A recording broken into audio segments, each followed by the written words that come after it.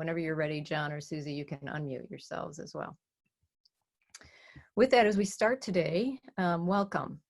And we're very happy that you join us to the CARE Teaching and Learning Certificate Program. Those of you attending today, if you attend all 4 webinars, which include today's, you may earn a certificate in a micro-credential certificate in innovative remote teaching practices with civic mindedness. Also, those of you who are teachers in Illinois, we're also giving CPDUs for each webinar, as well as CPDUs overall if you do the teaching certificate, as well as fill out the evaluation form for the CPDUs.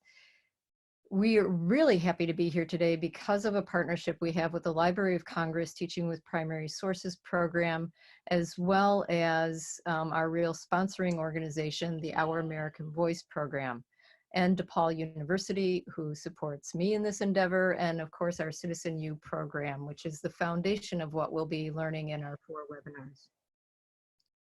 Today, we want to launch today with something important to all of us as we navigate these unusual waters of what's going on in our world.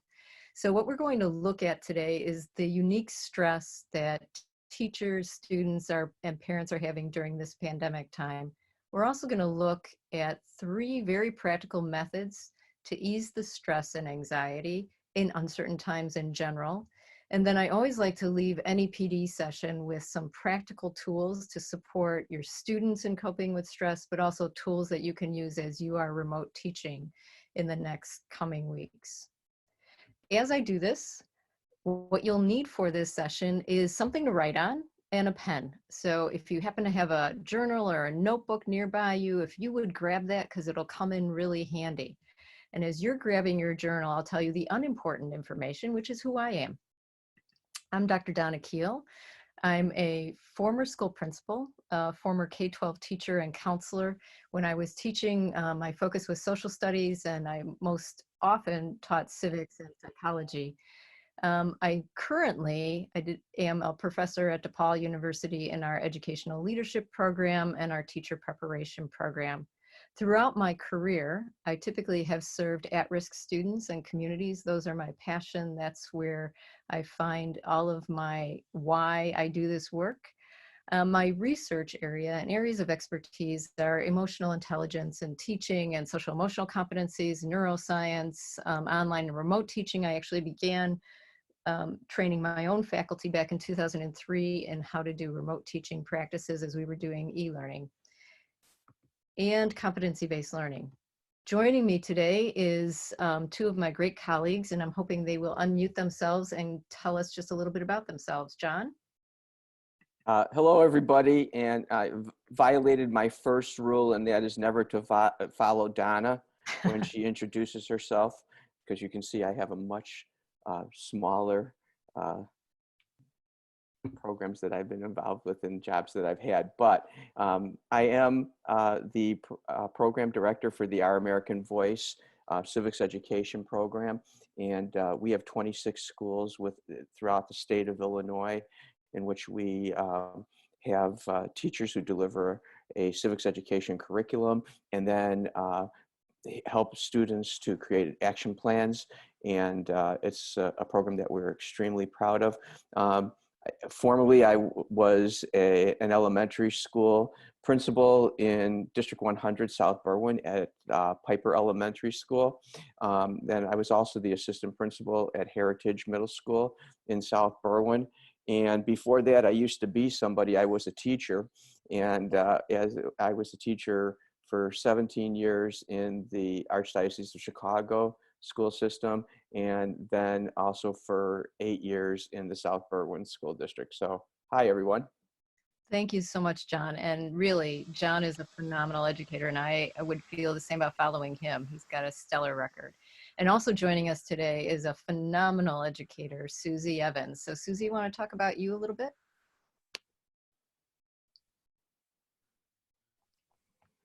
Susie, you have to unmute. Well, let me tell you about Susie while she unmutes. Okay, I'm good. I'm good. I thought I unmuted a while ago. Okay.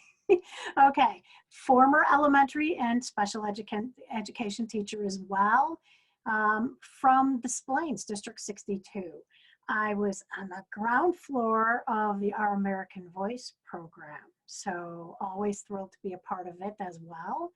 And I currently do a lot with Lexia Learning and as a reading specialist, as a professional learning facilitator, and I've been an adjunct professor for 4 universities. So, and other things, but we won't go into them. Yeah. So thank you so much, Susie. All of us, Susie, John, and I bring all of our background and expertise, but more significantly, we also, all of us, thank our fearless leader, Sheila Smith, who is the CEO of the Our American Voice program, and who is really the brains behind our organization. And hopefully she's on this call today. But as we go through, Susie and John will be adding their expertise and insights.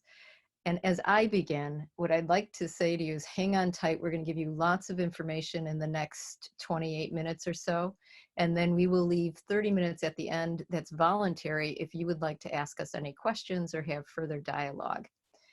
We also, throughout this, when I was a teacher, one of the things I hated was professional development that didn't pertain to me or give me anything I could do right away. And so the way I've designed this professional development and all the ones I do is to model for you things you can do with your students right away, starting today or even tomorrow.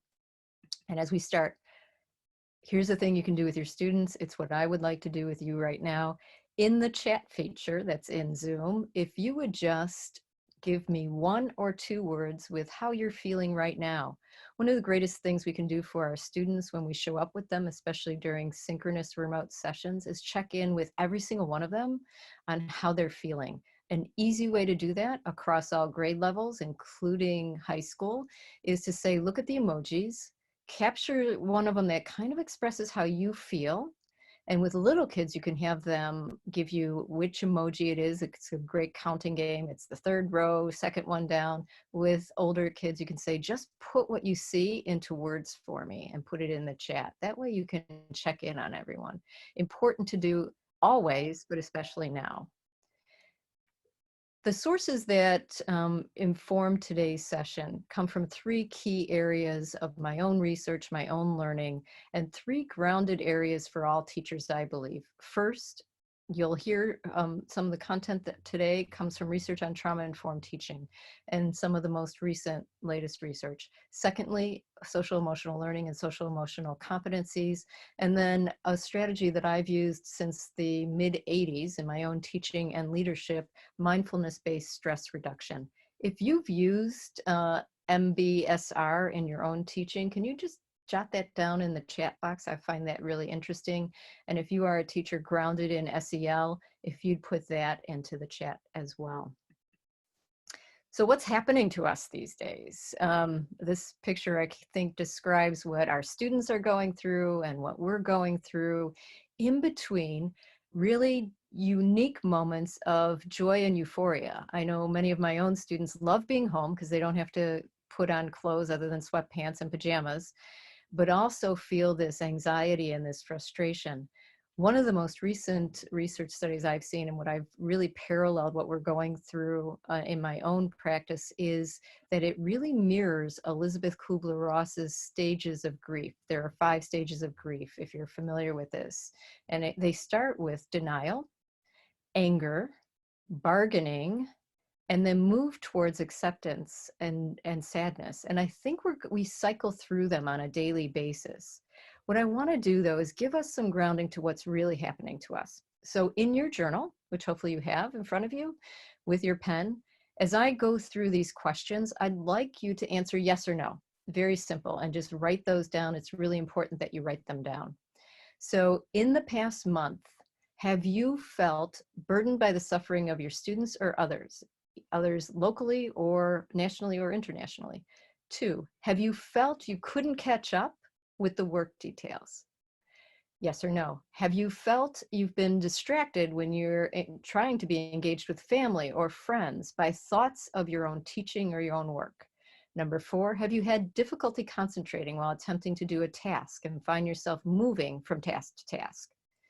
5, have you had difficulty sleeping? 6, Have you experienced great physical and mental fatigue? Think back to those two pictures. 7, in the past month, have you felt hopeless or powerlessness? 8, in the past month, have you experienced overeating or skipping meals? When we were going through this presentation, I said Cheetos are now a new best friend. And number 9, in the past month, have you felt anger or resentment or been short-tempered more than usual? 10, have you been overly critical or judgmental of others or yourself? That should say, have you been beating yourself up because you should be using this pandemic to write that great American novel that you've been putting off? And number 11, have you found yourself anxious on Sunday evenings, even though every day is kind of like Sunday, with the thought of teaching the next Monday? 12, have you found yourself apologizing for things in order to keep the peace in your home, wherever you're living? And the last one, have you spent time attempting to make others happy rather than doing what you think is best? So look at your answers, count up the number of yeses that you have, and then put that number somewhere on your paper. You can too, because it would be fascinating for us, put the number in the chat. So here's the good news. If you had 4 or more yeses in the 13 statements, you're most likely suffering from something known as compassion fatigue. And compassion fatigue, which emerged in the research back in the early 2000s, was actually a phenomenon they started to see with hospice workers and healthcare professionals who would walk along the most traumatized of individuals. It also became the foundation of trauma-informed teaching practices. More recently, there's a great deal of evidence to say that compassion fatigue especially exists in those in the education field. Whether you happen to be affiliated as a teacher, a staff member, a principal, compassion fatigue is a real phenomenon that explains a lot of what we're feeling, especially now during the pandemic, because there's so much trauma around us. In educators, compassion fatigue is actually known as secondary trauma syndrome. The good news of that is that the symptoms of compassion fatigue come when you care almost too much for another and when you really are invested empathically in a traumatic experience. It also occurs when you have a strong dedication to your work and a lack of resources for everything that you need. And not necessarily resources in terms of funding or technologies, but resources in terms of knowledge or skill in an area. Compassion fatigue accumulates over time. It's a unique and rare form of burnout that interferes with our decision making, interferes with our problem solving. It's contagious in groups of people and in teams. And it's contagious in homes. It also can interfere with our physical well-being. It causes way too much cortisol in our body, and it can create a lack of integrity with our own inner value system and defensive behaviors. So here's what I know and how I really came to discover compassion fatigue. I was principal of a school where the majority of students were highly at risk and came from neighborhoods around Chicago that were pretty awful. And I saw some terrible things with my students. I absolutely loved being principal, but the stories that I would hear on a day out and day in basis were absolutely horrific. I felt I made some significant change, but I also knew something was happening to me. About year 6 of being principal, I could feel it physically. I could tell that it was impacting my relationships in a negative way. It was definitely taking over my life. Here's the thing. Teachers in general, and especially now, are prone to compassion fatigue. We have an excessive amount of dedication. We also tend to be, and I can say this is true of me, perfectionistic. We tend to be extraordinarily achievement orientated. If you, like me, have a constant to-do list next to you, it's very common for teachers. We also tend to have gone into education because we want to make a difference, because we've had some kind of trauma ourselves.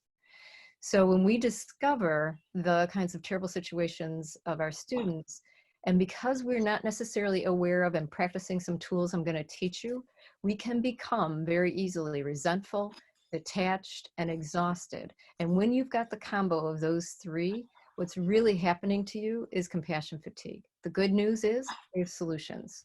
And there are three solutions we're going to talk about today. Three things that I really encourage you to integrate into your daily practice. And the first, of course, is mindfulness-based stress reduction. We're going to look at building social emotional competencies through some strategies, and then creating your own wellness routine. So let's start with mindfulness-based stress reduction. If you've never heard of Jon Kabat-Zinn, I highly, highly recommend all of his books. I keep many of them right by my bedside. He is one of the many founders of mindfulness-based stress reduction and associated with Yale and Harvard. He really started to coin the term mindfulness as a significant and an important part of our lives that we can work on, and a skill set that we can develop, which will lead to lives that are far happier and more productive. And mindfulness is really those inner resources and insight that we have for transformation and healing. Recent studies around mindfulness show significantly students, especially, who practice mindfulness strategies on a regular basis are far more creative, critical thinkers and excel within every discipline.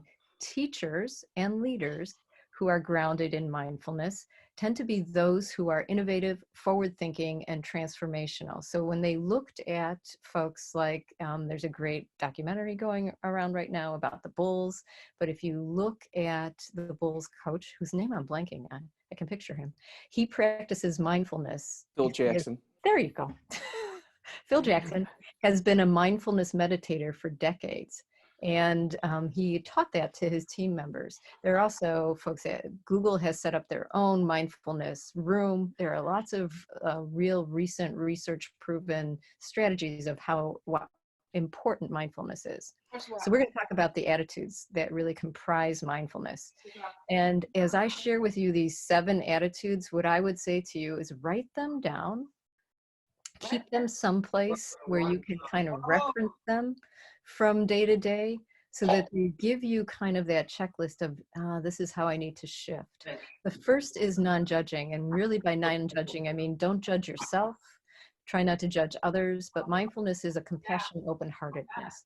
I know for me that non-judgment has really been an important way that I can remain grounded and remain steady in my own life.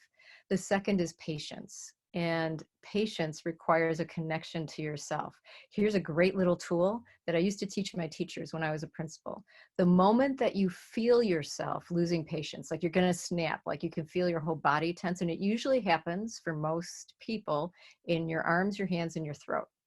The moment you feel it tense and you can feel it in your face, if you can name it for yourself, you can move it and move beyond it. So the moment you think, say it to yourself, I'm losing my patience right now. I'm watching myself and I'm losing my patience. That takes you down 3 notches and gives you greater capacity to move against impatience and towards a more calmer center. The next is beginner's mind, and this is so important right now. Beginner's mind says, whatever we're doing right now and in life in general, think about it as you're meeting it for the very first time. And the great news is right now we are meeting many things for the first time. Fourth is trust, trusting that whatever's happening to you, you can manage because you already have. Well, one of the greatest sessions on mindfulness where I was trained back in the 90s, at the time in the 90s, I was scared to death about public speaking. And I was sharing with our team earlier, the way I happened upon mindfulness-based stress reduction is because I went through all of my undergrad, never ever having to do a presentation in front of a class. That's changed a bit now, but I was so deathly afraid of it and ended up in a field where now I had to do it and I couldn't. And so I came upon mindfulness as a way to navigate that fear. Here's what I knew.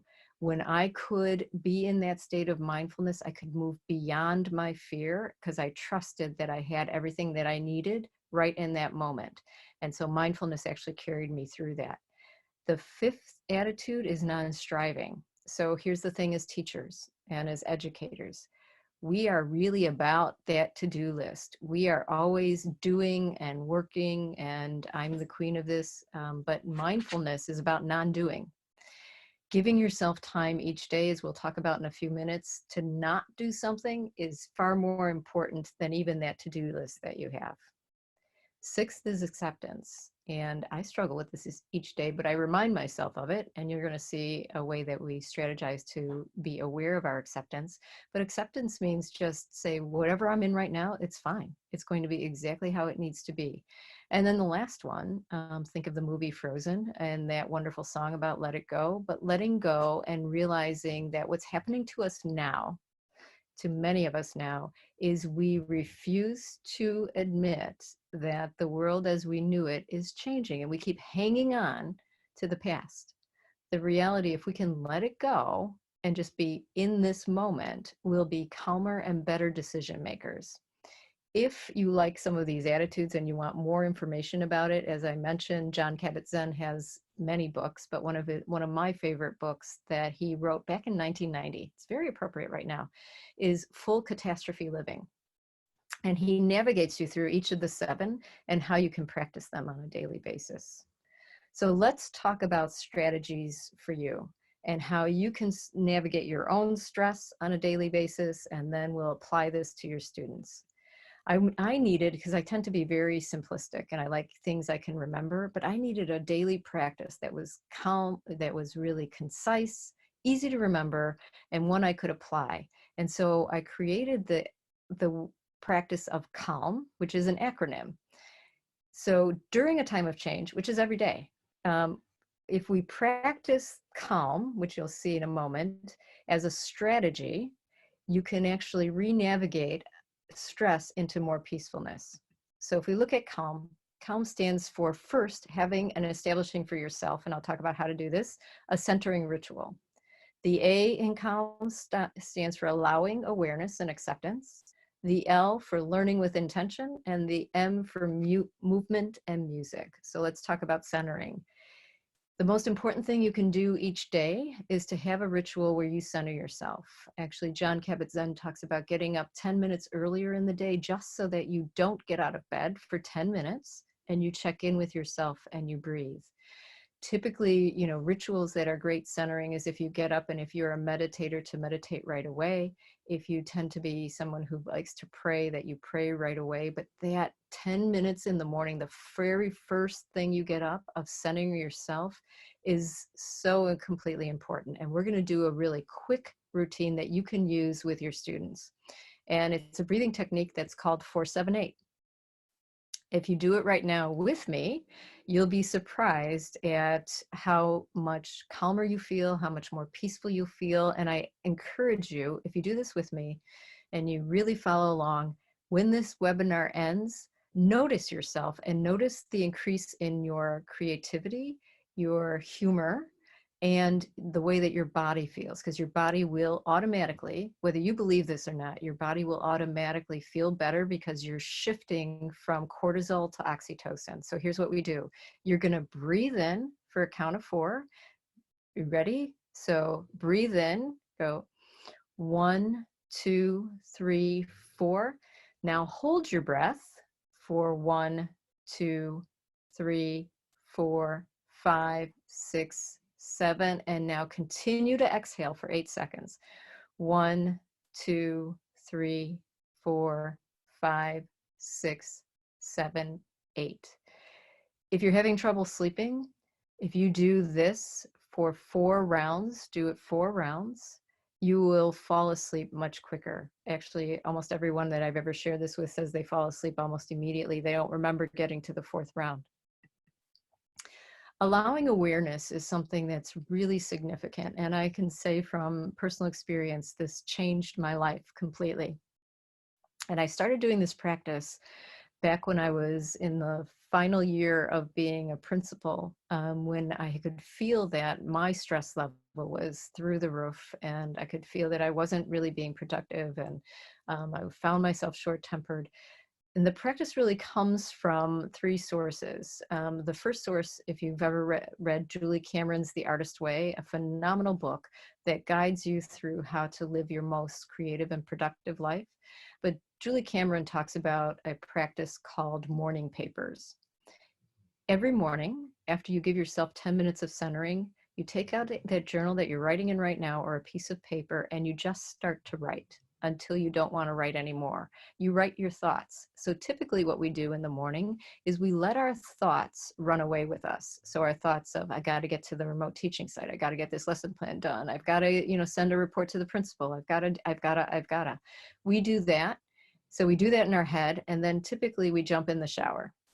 Two things you can do. Instead of doing that, give yourself as much time as you want and just write. And it's a great way to start documenting what's happening to you during this time of the coronavirus, but it's also a way to work through the feelings. And there's great research around, if you write down your feelings, you now have moved them from your right brain to your left brain, and now you have greater power over them. They don't have power over you.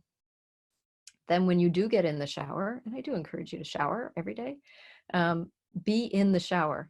As the team was talking about this today, we thought, most of us in the shower, we have our greatest ideas. We were starting to have our meeting in the shower before we, our 10 o'clock meeting before we even get there. In the shower, we're rehearsing. Instead of doing any of that, give yourself that 5 to 7 minutes of mindfulness where you feel the water, you sense the temperature, you get in touch with yourself, and you just breathe. When you're washing your hair, whatever you do, you're really in tune with the smells of the soap. In the past, and if this is you, then you're not in the shower. In the past, sometimes if I'm in the shower before I started doing this, I would forget, did I really wash my hair? Did I put the conditioner in? Did I rinse it out? And then I'd have to remind myself because my head would be so absorbed in the next thing. Second thing you can do each morning and each day is write down what you're grateful for. Lately, what I write down I'm grateful for is I'm really grateful to be alive and healthy today. If it's as simple as that, it can be great. Or it could be, I'm really grateful that the dog doesn't have to go out yet. Whatever it is, write down at least 3 things that you're grateful for. And then a practice that I do that I think has shifted my life completely is I write down what my intention is for the day. What do I want to do? What is it that I intend to impact that day? And for me, it's usually about, I really want things like, I really want to inspire my students. I really want to make a difference today. I really intend today to be present, to show up, to be authentic, to be kind. Whatever it might do, the moment that you write your intention, you have a far greater likelihood of getting there. And intentions are not to-do lists, by the way. Intentions are all impact and feeling.